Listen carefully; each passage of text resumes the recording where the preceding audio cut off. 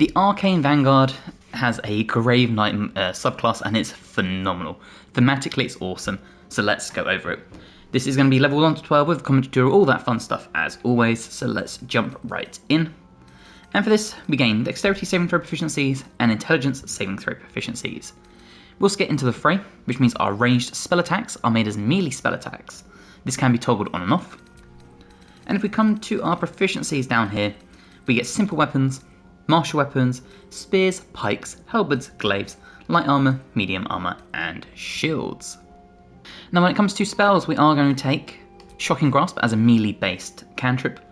We're going to take Ray of Frost because I think this just fits having a like necrotic based Grave Knights so well. When I think of like necromancy and like Grave Knights, obviously necro spells but also cold spells I think just work.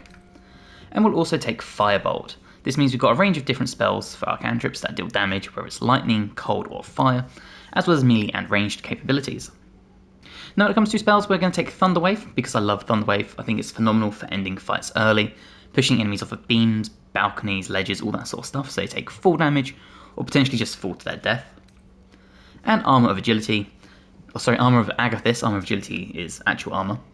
Armour of Agathis, basically you cast this on yourself until long rest and you get temporary hit points, and enemies who hit you with melee attacks will take damage as well. Now for your first fighting style, I like taking Expedition Mobility. Increase your movement speed by 6 meters. I think this is perfect for a frontliner to help you get around the battlefield super quick. And we're taking the Grave Knight obviously. So this gives you Graven Arts. So once per turn, we use a spell to deal acid, poison or necrotic damage. You can cast any necromancy spell. You gain 1 stack of Graven Arts. Now this status gives varying effects at each stack remaining, adding new features as you have more stacks, and some may require the status and consume. But essentially, at 1 stack you gain 1 AC, 2 stacks you ignore resistances, 3 stacks you gain resistance, 4 stacks you gain advantage on constitution saving throws, and at 5 stacks you do an additional 1 to 4 slashing damage, but take proficiency bonus necrotic damage and lose 1 stack at the end of your turn. So lots of good options here. Now, we also, when we're in medium armor, we have disadvantage on attack rolls, or throwable not, as well as with a shield. We gain Grave Bolt as a spell to shoot 1 shot of vile energy, dealing acid, poison or necrotic, and possibly other effects depending on your damage type. We gain Bone Chill as a cantrip, which is why we didn't take it. And Graven Arts. Tap into your Graven Arts to use special abilities that consume your Graven Arts but fuel your actions. You may only activate 1 Graven Art per turn. We gain Corrosive Blood, so when you take damage from a creature within melee range, you deal 3 acid damage, and your weapon attacks have a chance to inflict corrosive wounds. It will consume 1 stack of Graven Arts. There's Life Leech, your next weapon attack will heal you for the damage done, plus half your Vanguard level, requires and consumes 2 stacks, as well as a bunch of spells. So the first spell we're going to take is the Arms of Hadar. I think this is phenomenal, prevents targets from using reactions, and on a save, they still take half damage. Phenomenal. We'll also pair this probably with Hex, because why not? Bonus action, concentration spell, dealing extra damage. Okay, when it comes to ability points, we're going to have 8 strength, we're going to have 14 dexterity, 16 constitution for our health pool, as well as concentration spells, 16 intelligence, as this is going to use obviously for not only our spellcasting, but because of our class abilities, we use it for our weapon attacks and stuff, 10 wisdom, and 10 charisma. For your proficiencies, take whatever you feel like. Arcane Vanguard level 2 will bring us our Arcane Stratagem, so you use your intelligence modifier for your weapon attacks and damage rolls. So you've only got to really get through 1 level if you're playing from the start of the game, using Dex weapon or something, and then you can go into your actual abilities, or you can just focus on spellcasting. We get another spell at this point, so let's take Inflict Wounds, a necrotic based spell. You can upscale this to pump out insane damage. For another spell here, we're going to take Ray of Sickness. Again, this will help us boost up our Graven Arts. And at this point we get some Vanguard talents, so lots of good options here. For me, we are going to start with the Arcanist Life Teether. So mark a target, your allies restore 1 to 6 hit points if they start their turn within 3 meters of it, and it's classed as a spell. Level 3 brings you Constructed Argument, so you gain a bonus to your evasion checks equal to your intelligence modifier. So again, intelligence is just proven itself to be way more important. We get Death Nil Tolls, so this will use more of your Graven Arts. This uses more this time. But you make a blood sacrifice, dealing 1/6 damage to yourself. Your next spell will create a wave of necrotic energy, causing bone chill and possibly causing enemies within 6 meters to be fearful. A great spell. There's Mortal Mandate, so this will use 4 stacks. The next time you damage a creature, curse them with Mortal Weakness, causing the target to take double damage the next time it takes damage. You can apply this, Mark. You also take 1 to 6 damage yourself, but this is incredible, especially if you pair it with something such as, say, the Killer Sweetheart, so you can guarantee you can crit, or a rogue with sneak attack, or even a divine smite, something like that. Just making sure that damage is multiplied significantly. There's Mutual Decay. Now this will use 2 stacks. You lower your maximum hit points by twice your character level, but when you deal damage, you do an additional 1 to 8 necrotic. Now this is awesome. Pick and choose your moments with this, because it can be worth it. But you probably don't want to use this as soon as you leave camp. You probably want to do this when you know you've got 1 fight left and then you can go on a long rest. Something like that. Now when it comes to a spell, we are going to take Mirror Image. Nice way to boost our AC. Obviously, we get our duplicates. Each one will will increase our armor class by 3. And we get 3 illusionary duplicates. When we evade an attack, 1 duplicate disappears, removes a +3 into a back to our base AC with no duplicates left. For a spell at this point, we're going to take Melf's Acid Arrow. Again, we want that acid damage to build up our Graven Arts. What's really cool about this is a 4d4 damage and then a 2d4 delayed damage. Okay, Arcane Vanguard gives you your next, or your first feat I should say. Before that we get 1 more cantrip, so for this one, let's take Minor Illusion. We get 1 more spell, so at this point let's take Compelled Duel. Nice way of forcing an enemy to only target you. And we get 1 more spell, so let's take Hellish Rebuke as a fire reaction based spell. And then for your feat, we're going to take the ability score improvement and bump our intelligence up to 18. Arcane Vanguard level 5 brings War Magic. You've honed your body and magic for war. After you cast a cantrip, you can make a weapon attack using a bonus action. Awesome stuff, meaning we could do a bone chill and then we can follow up with a weapon attack. We get 1 more spell now, and for this one we are going to try and take Haste. Ideally, you want to kind of put this on someone else to cast on yourself, so you don't break concentration and become lethargic, but having this on yourself and then being able to pump out attack after attack is really cool too. We gain 1 more spell at this point, and there's 2 options. You can either take Vampiric Touch, or Animate Dead. Choice is really yours. I'm going to start with Vampiric Touch though. Arcane Vanguard level 6 brings us an increased hit pool, as well as more passives and fun stuff like that. Before that, we do have 1 more spell, so let's take False Life, so we can give ourselves some temporary hit points if we need them. And then we're going to take the reverse of what you didn't take the first time, so either Animate Dead or Vampiric Touch. I'm going to take Animate Dead, because when I think Graveknight, I think having summons just makes total sense. We also gain some more Vanguard talent, and I think personally the best one to pick at this point is Student of War. So casting a spell empowers you in different ways depending on what school of magic you have cast. A lot of our stuff is obviously going to be Necromancy, but you can see here there are so many different things. And if we check out our Necromancy of War, next time we deal damage a target with weapon attack, if the target has less than half their max HP, they take an additional 1 to 4 necrotic damage. Arcane Vanguard level 7 gives Vanguard Technique. After the Vanguard casts a spell or cantrip, they can make a weapon attack using a bonus action. Again, we have more spells, and at this point it's kind of dealer's choice. I don't think there's many here that sort of fit that thematic like Graveknight ability now. So in my opinion, you probably want something like Darkness or Enhanced Ability. That's probably what I'd go for. And for a spell at this point, we're going to take probably my favourite, if not one of my top 5. This was definitely my top 10 list of best spells in the game, and that's the Hunger of Hadar. This huge black sphere, you'll cast it down. Enemies that start their turn within it will take 2 to 12 cold damage. If they end their turn in it, it's 2 to 12 acid damage, and the whole area is classed as difficult terrain. Vanguard level 8 will bring you your next feat. Before that, we do have another spell we can pick from, and again at this point, loads of good options. I would probably take Greater Invisibility. For a spell, I think the best one to take here, tying to that necrotic theme, is Blight. 8 to 64 necrotic damage. Plants will take maximum damage and have disadvantage on saving throws. Overall, just a really good damage dealer. And for your feat, we're going to take our intelligence all the way up to 20. Vanguard level 9 brings a bunch of new stuff. So obviously we have our Graven Harvest. When you land Killing Blow on an enemy, gain 1 stack of Graven Arts.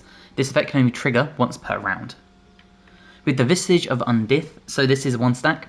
Enter a state of undeath. You're unable to regenerate hit points. Abilities that affect the undead now affect you, and you're unable to gain Graven Arts as a result of casting spells.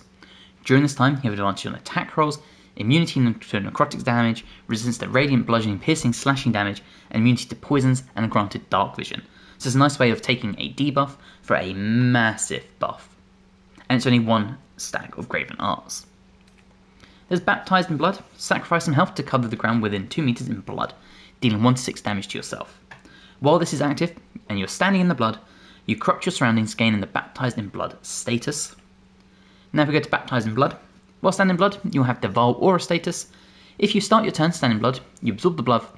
If you are above half health, you take 1 to 6 necrotic damage, and possibly inflict thinned blood. If you're underneath, you will restore 2 to 8 hit points. Now, it doesn't tell you here what thinned blood is, sadly, but we'll go into it when we get into the actual combat, all that sort of stuff. There's also equal in death. Mark a creature. Whenever you take damage, that creature will take damage equal to half of the damage dealt to you. This requires 4 Graven Arts, but this is a great thing to just put on a boss, and just every time they hit you, they'll take damage themselves. We have another spell at this point, so for this one, let's take Hold Monster. And we have another spell we can pick, so let's take Cloud Kill. 5 to 40 poison damage.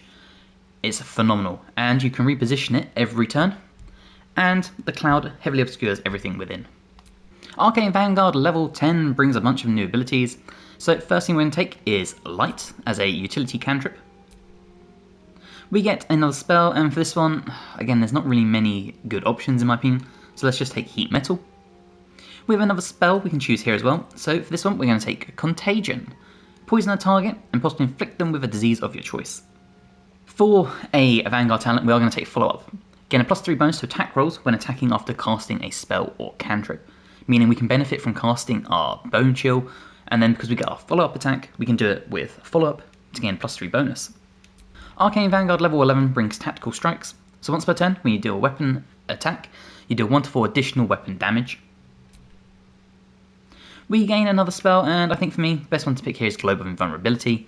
This is awesome to place down and let your ranged characters stand within it, and then they can just pick off people because they can still shoot, but they won't take damage. And this spell came in so helpful in the Baldur fight. We also get another spell as well, and for me, I think taking Harm is phenomenal. Reduce the target's maximum hit points, but never below 1. This is amazing. And then our final level, level 12, we get another new feat. Now before that we have one more spell, so in this case, let's take Blade Barrier. And then for our next spell, we're going to take the Circle of Death. This is an awesome necrotic damage dealer. The only downside is that the actual AoE area is massive, so it's very, very easy to do friendly fire. And then for our final feat, we're going to take Great Weapon Master.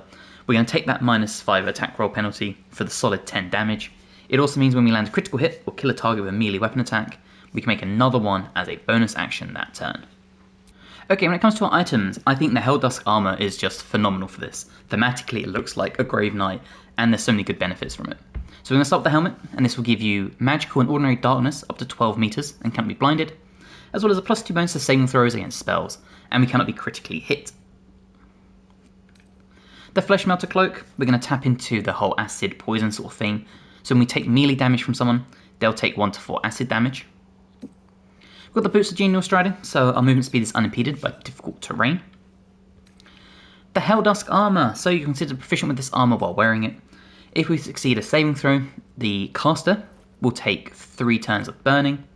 We're also resistant to fire damage and can't be burned, and take 3 less damage from all sources. Overall, it's just phenomenal for a frontliner.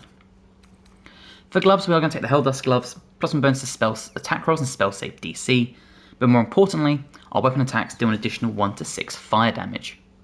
We're going to take the Caustic Band, so our weapon attacks deal 2 acid damage.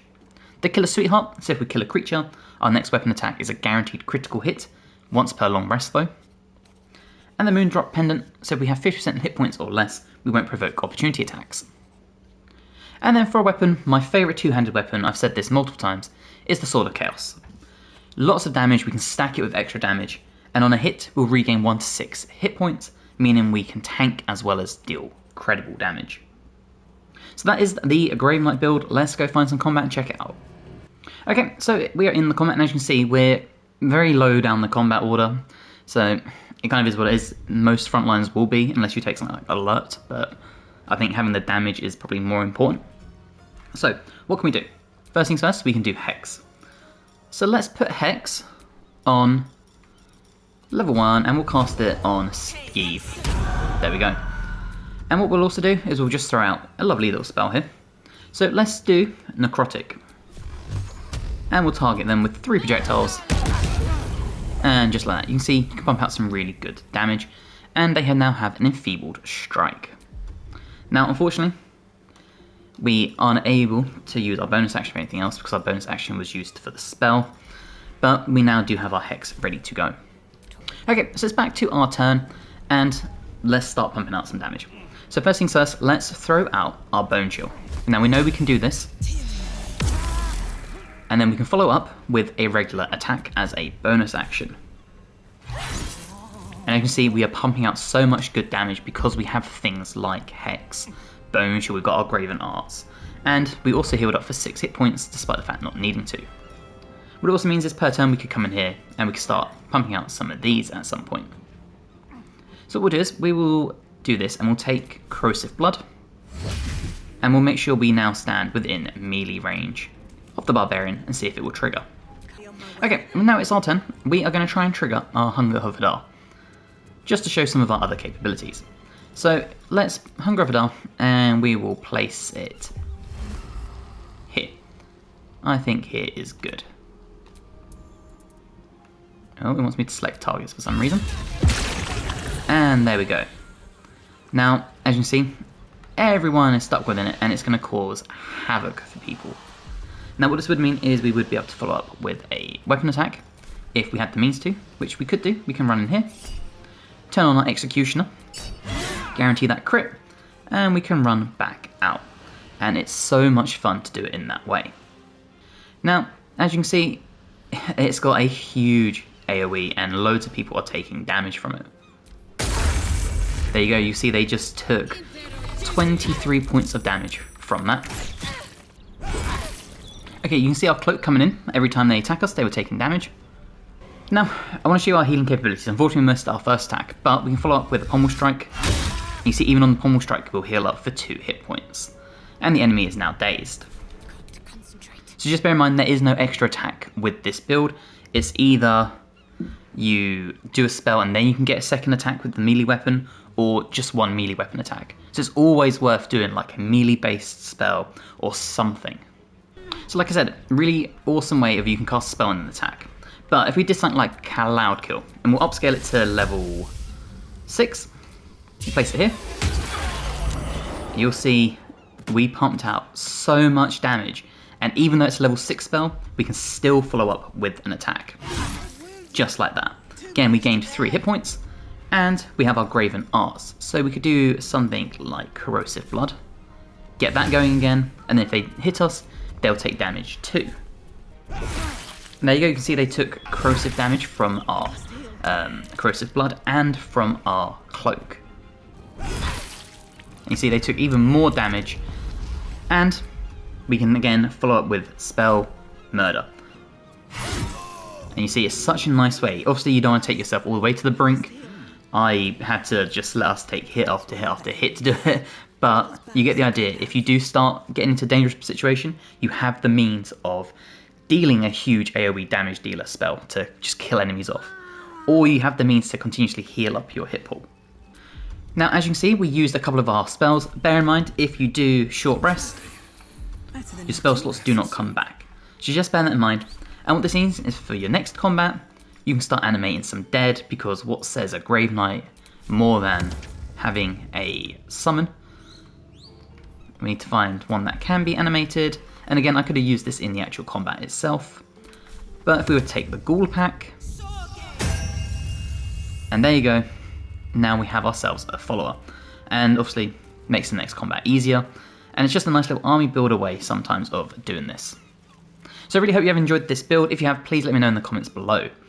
If you want to, you can let me know all the fun stuff you would change, every spells, items, all that fun stuff. Obviously, make sure you play more tactically than me and not just make sure you take hit after hit after hit to demonstrate stuff. If you haven't already, please subscribe to the channel for more. I've got more guides for Baldur's Gate, for Dragon Age the Vanguard, Path of Exile 2, all that fun stuff.